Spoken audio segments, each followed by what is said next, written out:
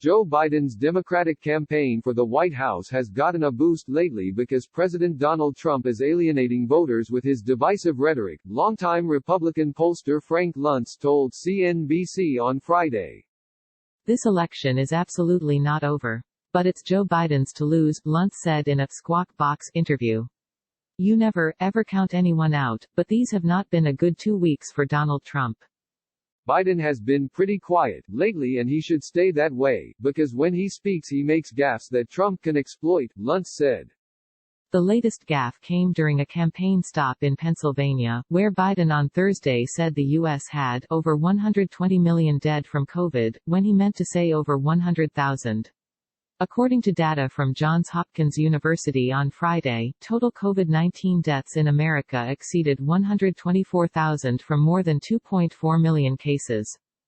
Trump tweeted out Biden's misstep, writing, "This is beyond a normal mistake."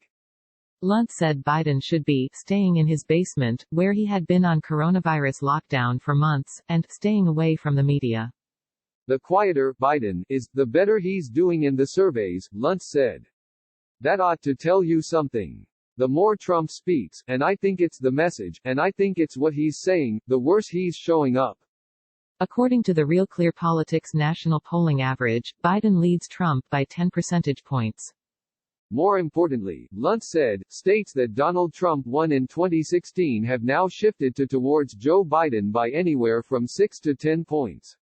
That's significant. That's beyond the margin of error. The Trump and Biden campaigns did not immediately respond to CNBC's request for comment. Biden is also gaining favor on Wall Street, which has benefited greatly from Trump's 2017 corporate tax cut and his push to eliminate business regulations. Even with the coronavirus hit to the markets, the Dow Jones Industrial Average, as of Thursday's close, was up 40% since Election Day 2016 and 30% higher since Trump's inauguration 73 days later. Various current and former financiers, analysts, lobbyists, lawyers and political advisors with banking clients told CNBC they're increasingly preparing for the possibility that the former vice president could beat Trump in the November election. They are willing to support anyone that gives them a sense of stability, and a sense that things will calm down. That's why Biden has actually moved in the business community and people are now considering voting for him, Luntz said. Luntz said the prospect for higher taxes under Biden is not hurting him in the polls. There's a greater acceptance for higher taxes today than there ever has been in my research. And this goes back to Reagan-Mondale in 1984. That's how significant this is, a willingness to pay for the spending, willingness to keep the economy going, willingness to give something because of all the unrest out there, Luntz said.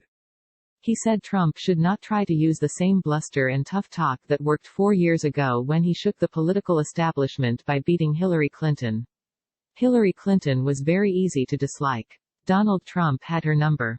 However, Luntz added, there is a brittleness, an anger, a frustration, an anxiety that exists in the American people that did not exist in 2016, referring to the dual crises of the coronavirus pandemic and the nationwide protests against racial inequalities sparked by last month's killing of George Floyd by a white police officer.